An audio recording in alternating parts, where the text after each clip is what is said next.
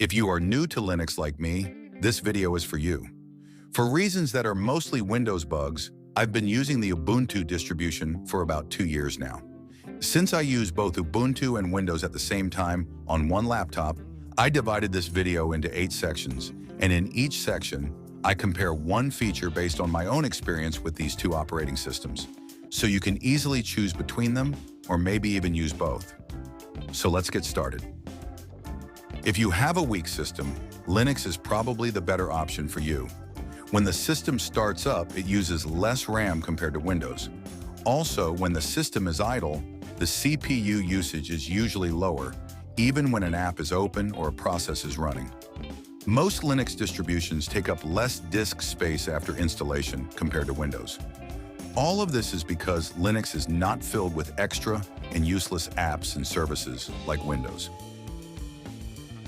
In Ubuntu, just like in Windows, there is an app store for downloading software called the App Center. You can simply search for the app you want, download it, and install it. But if the app you want is not in the App Center, you need to search for it online. At this point, you may find installer files in several different formats. The first format is Debian packages with the .deb extension. These are the simplest installer packages for Debian-based distributions and can be installed on your system using the dpkg command. The second format is AppImage packages. They run on all Linux distributions and are portable. You can place them in any drive or folder you want, make them executable with a simple command, and then run them.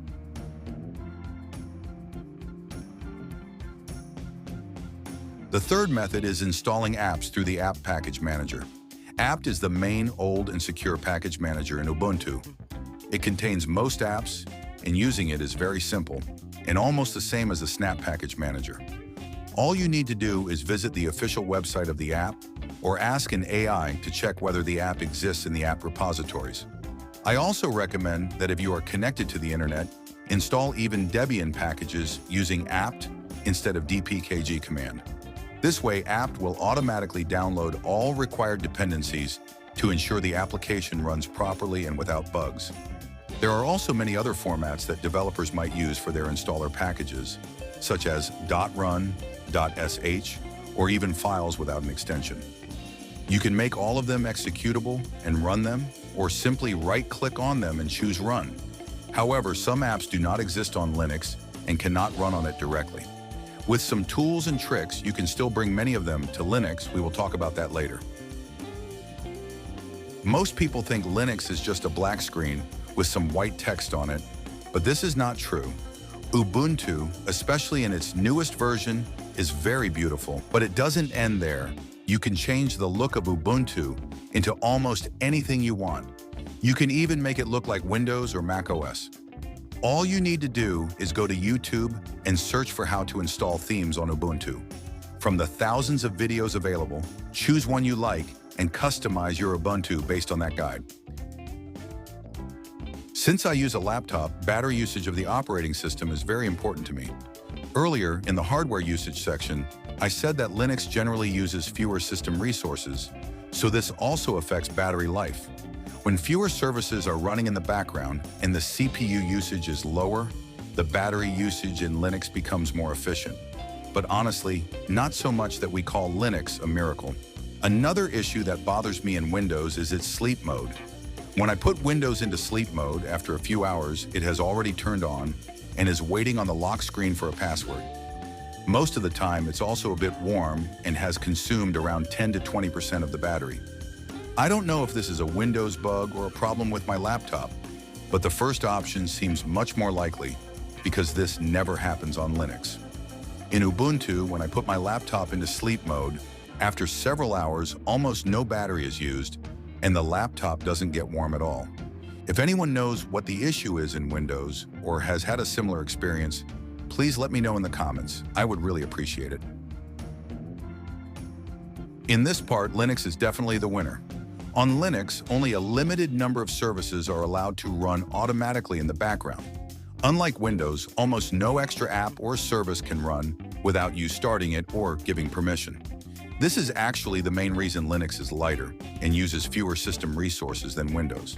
Also, most computer viruses that spread through USB drives, hard drives, emails, links, and infected networks are made for Windows. They are not compatible with Linux and cannot run on it, but this does not mean Linux is 100% secure or that no malware exists. But compared to Windows, Linux is in a better position. Updates in Ubuntu are divided into two main parts: Snap updates and APT updates. Snap updates are for apps that are installed from the App Center. The App Center is basically the graphical interface for the Snap command. You can check the App Center to see available updates, but this is usually unnecessary because the Snap service automatically updates applications on its own. The rest of the updates in Ubuntu are handled through the APT package manager. This includes updates for apps installed with APT, Linux kernel updates, Ubuntu version updates, and updates of graphics card drivers. You can easily run the command sudo apt update first, so Ubuntu can get the list of new updates from the APT repositories. Actually, this command checks what updates are available. Then with the next command, the system starts downloading and installing the new packages. But doing things in a graphical way is usually easier. In the Software Updater app, you can do all of these steps visually and even choose which updates you want to install. While Snap package updates are automatic, APT updates are completely manual, and you decide when they are downloaded and installed, just like Windows. Now we have reached the most important part of the video, which is gaming on Linux. Thanks to Wine, playing games on Linux has become possible for several years now. Wine is a tool that lets you run Windows games on Linux. But today, almost nobody uses Wine directly for gaming because we now have Proton. Proton is a modified and optimized version of Wine, developed by Valve and designed specifically to run Windows games on Linux. All you need to do is install Steam on your Ubuntu system. Then log into your account and, just like Windows, install and play any game you want. But if the Install Game button on Steam looks like this for you, watch this great video and fix the problem. Besides games, you can also run some apps that are not available on Linux. For apps, I recommend not using Proton, because Proton is optimized only for games. For apps, you can use Wine or Play on Linux, which is basically a simpler graphical version of Wine. But I recommend visiting the official Wine website first, that the link is in the description. Search for the name of your app to check if it is compatible with Wine. There are also other tools like Bottles and Lutris for running Windows apps. But to be honest, I have never used any of them, and I do not recommend using them either. Game and design are things Windows is excellent at, so I will suggest a way for you to use both Windows and Linux side by side. Dual boot is the best way to use the special features of both Windows and Linux at the same time. I am not going to teach you how to dual boot in this video, because there are already many great tutorials. Anyway, after you set up dual boot, every time you turn on your computer, you will see a screen called Grub. In this screen, you can easily choose between Windows and Ubuntu, and the selected operating system will load. You can also install different themes on the Grub menu to make it look more attractive. But before you installing a theme on your Grub menu, or even dual boot your system, I strongly recommend making a full backup of your data on Windows and Ubuntu, so you'll never experience any stressful and painful data loss.